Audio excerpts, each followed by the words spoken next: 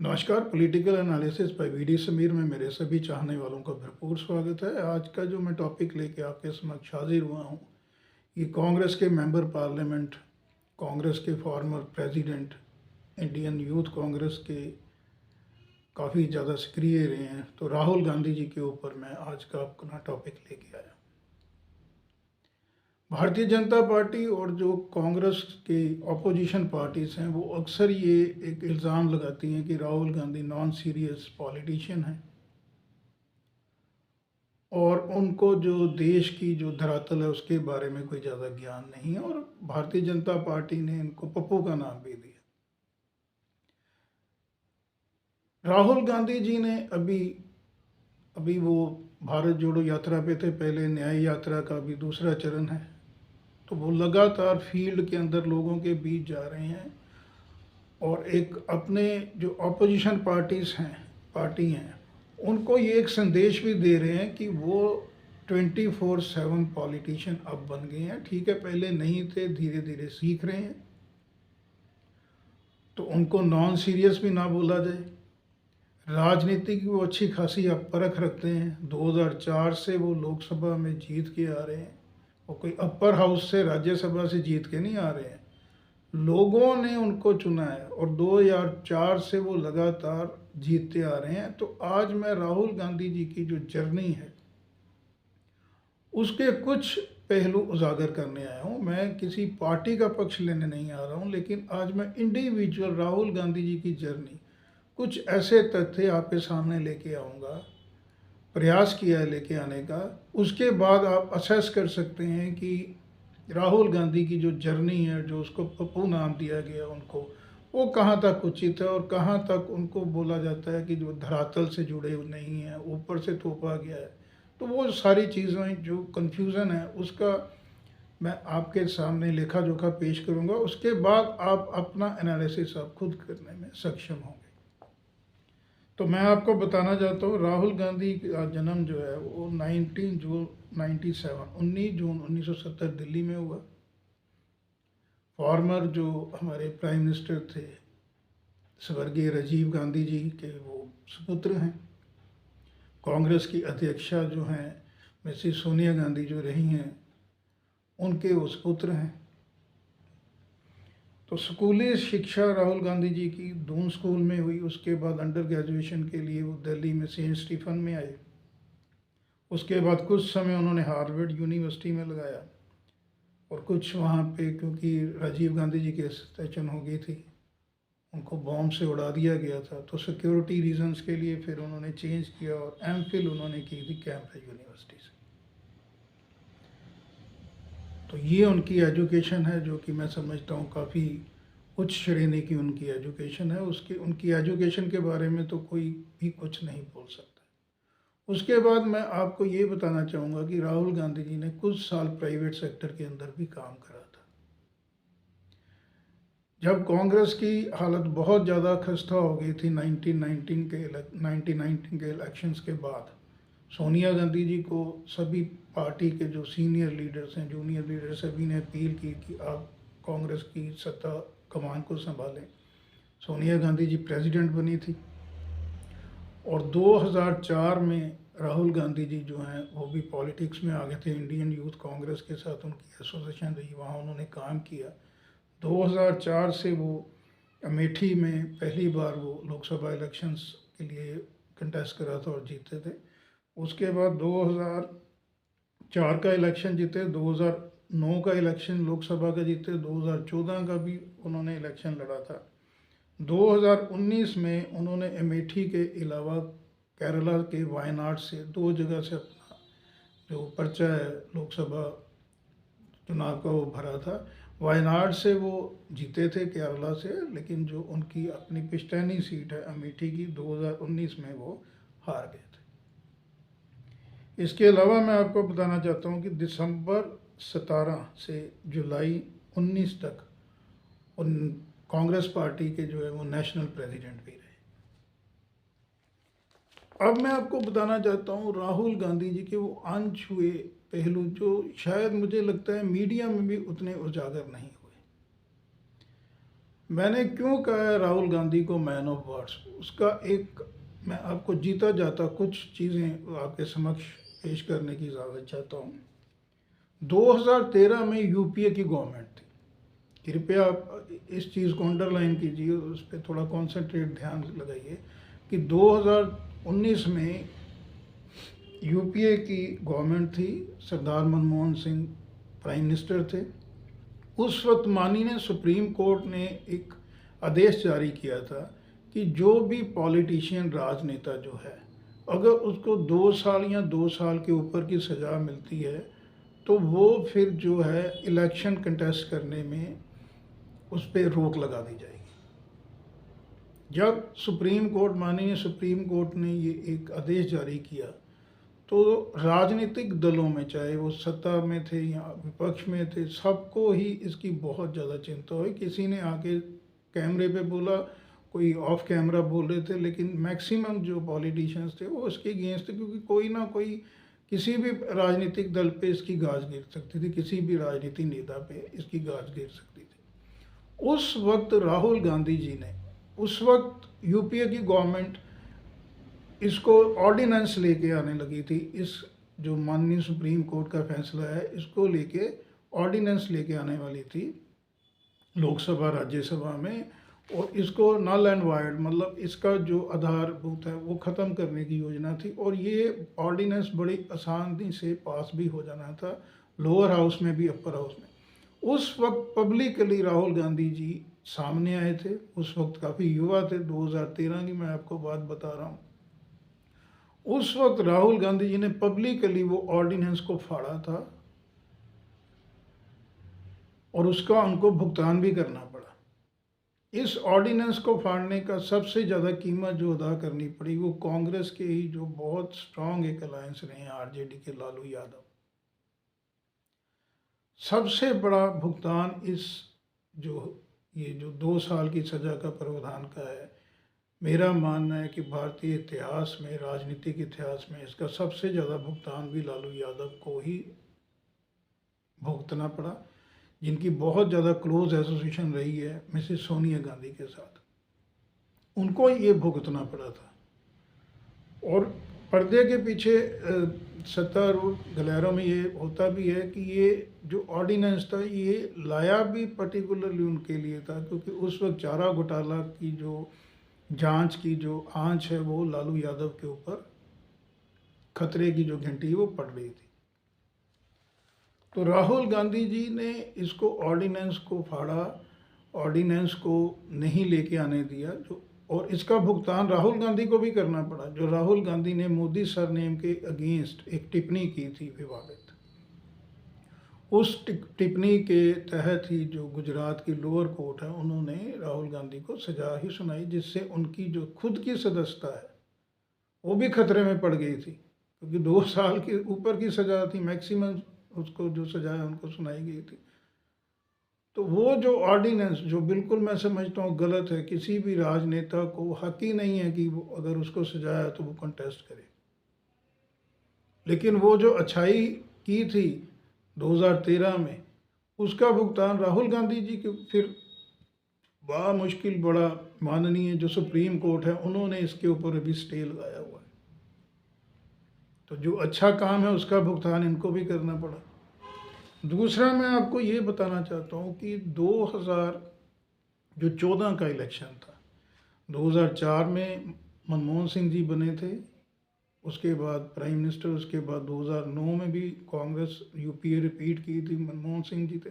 लेकिन जो 2014 का इलेक्शन था उसमें बहुत ज़्यादा एक्टिविटी तेज़ की थी राहुल गांधी जी ने, और काफ़ी ज़्यादा जो मैं समझता हूँ कि भूमिका उसमें बड़ी इम्पोर्टेंट रही थी राहुल गांधी जी की। लेकिन राहुल गांधी जी को 44 सीट्स कांग्रेस को मिली 2014 में।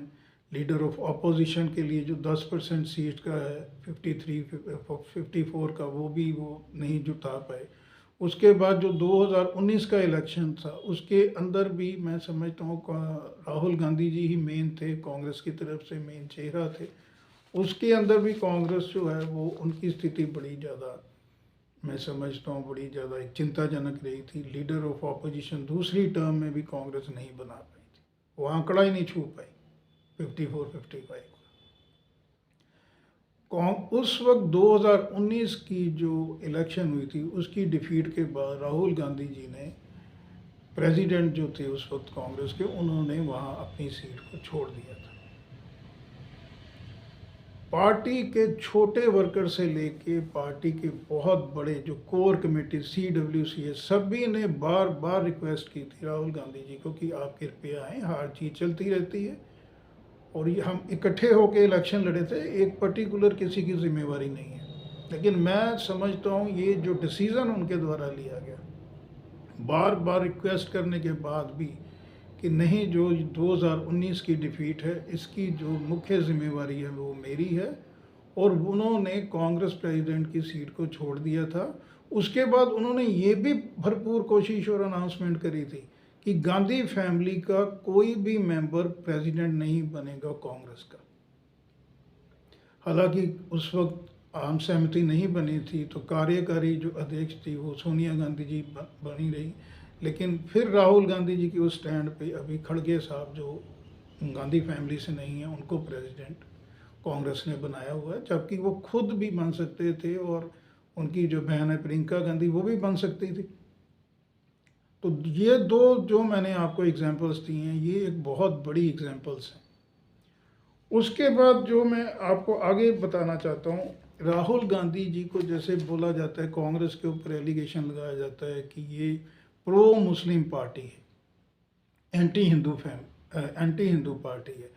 तो मुझे नहीं लगता है कि पूरे पॉलिटिकल करियर में 2004 में शुरू हुआ था राहुल गांधी का और 2024 में हमें 20 साल लगभग हो गए, राहुल गांधी जी ने कभी भी किसी धर्म को लेके कोई उस तरह की टिप्पणी करी हो।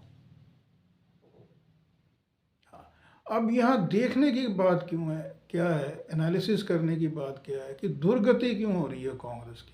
लगातार 2014 के बाद, चाहे वो स्टेट असेंबली इलेक्शंस हैं, लोकसभा के इलेक्शंस हैं, बहुत ज़्यादा दुर्गति हुई है कांग्रेस की। खासकर कुछ मैं स्टेट्स का नाम लेता हूँ। उत्तर प्रदेश 1990 के बाद उत्तर प्रदेश से गायब है कांग्रेस एक किस्म की। 80 सीटों वाला लोकसभा का जो स्टेट है वहाँ आज कांग्रेस के पास एक सीट है। उसके बाद बिहार, जहाँ पे 1990 तक, ये दो इम्पोर्टेंट स्टेट्स हैं, 1990 तक कांग्रेस रही। 2019 का इलेक्शन जो हुआ था, 40 लोकसभा की सीट्स हैं और कांग्रेस को मिली थी सिर्फ एक सीट। तो 120 में से बिहार और यूपी में दोनों मिला के 120 सीट्स में से 2 सीट्स हैं। बंगाल में भी खाता ख़त्म है,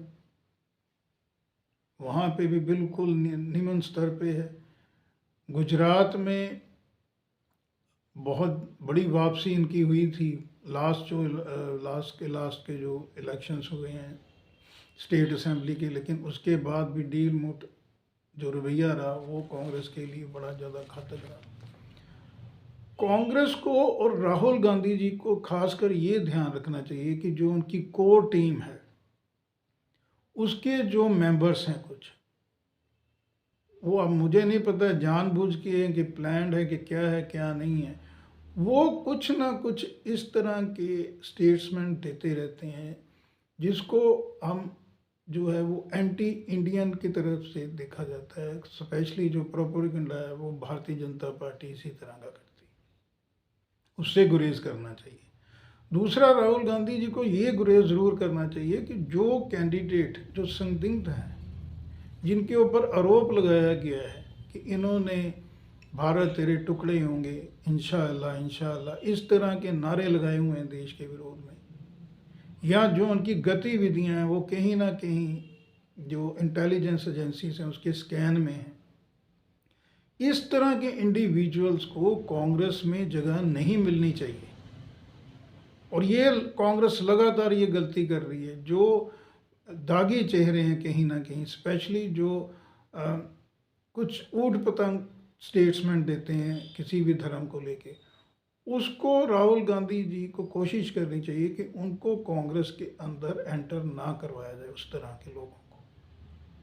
जिससे भारतीय जनता पार्टी और दूसरे आम जन को भी जो है वो संदेश बड़ा गलत जाता है। मैं भारतीय जनता पार्टी की बात छोड़ते हैं, जो आम जन आम मतदाता है उसके पास भी संदेश बड़ा गलत जाता है कि कोई युवा है वो अगर एंटी नेशनल जो एक्टिविटीज़ हैं उसके अंदर उस शामिल है, चाहे उसने नारेबाजी लगाई है या आरोपी है, तो उसको क्यों लेना है कांग्रेस ने। ये कांग्रेस जो है ये बार बार ये गलती क्यों करती है, ये इसके ऊपर लगाम लगानी है राहुल गांधी को। दूसरा, राहुल गांधी जी जो ये बोलते हैं कि कुछ पूंजीपति इस देश को चला रहे हैं, तो बार बार इसको भी उनको इस तरह की स्टेटमेंट्स हैं, ये मैच्योर स्टेटमेंट नहीं है। अगर जैसे वो बोलते हैं, मैं खुल के आपको बताना चाहूँगा, अंबानी अडानी के खिलाफ वो बहुत ज़्यादा खुल के बोलते हैं। क्या उनको ये नहीं पता कि अंबानी अडानी की जो इंडस्ट्रीज़ हैं उसके अंदर हर समाज, हर वर्ग, हर धर्म के लोग उनके अंदर काम करते हैं। अंबानी अडानी जी ने ये नहीं कहीं भी बोला हुआ कि पर्टिकुलर एक ही आप धर्म के लोगों को नौकरी दोगे। समाज का हर तबका, चाहे वो नीचे का तबका है चाहे ऊपर का तबका है, उस उनके बच्चे ही अंबानी अडानी के ग्रुप्स में लगे हुए हैं। और अंबानी अडानी की जो इंडस्ट्रियल ग्रोथ है उसके ऊपर भी शक नहीं करना चाहिए। और दूसरी तरफ कांग्रेस को ये भी देखना चाहिए कि एक तरफ वो इन लोगों को बोल रहे हैं कि ये लोग भारतीय जनता पार्टी ने इनको कुछ अनड्यू एडवांटेज दिया है, लोगों का पैसा खा गए हैं। उसके बाद जो कांग्रेस की रूलिंग स्टेट्स होती हैं, चाहे आप कर्नाटका की बात ले लीजिए, तेलंगाना की बात ले लीजिए, इसके पहले हम राजस्थान में जहाँ कांग्रेस थी, हिमाचल में है, तो उन जगह पे भी अडानी अंबानी अपनी इन्वेस्टमेंट कर रहा है। तो वहाँ पे फिर क्यों कांग्रेस पार्टी अपनी स्टेट यूनिट को अलाउ कर रही है इन्वेस्टमेंट करने के लिए? वहाँ भी फिर रोकना चाहिए। तो एक स्टैंड यहाँ पे भी रखना चाहिए। तो मैं इस वीडियो के माध्यम से मैंने आपको राहुल गांधी जी की जर्नी भी बताया है। उनको पप्पू कहना मैं समझता हूँ सिरे से गलत है। जो शख्स लगातार 2014 के बाद जिसका पॉलिटिकल ग्राफ लगातार नीचे गिर रहा है, लेकिन वो कभी भी डाउन एंड आउट नहीं हुआ। आज भी उसकी बॉडी लैंग्वेज देख लीजिए, आज भी वो भारत यात्रा पे, जोड़ो यात्रा पे, नए यात्रा पे चला हुआ है इतनी सर्दी में।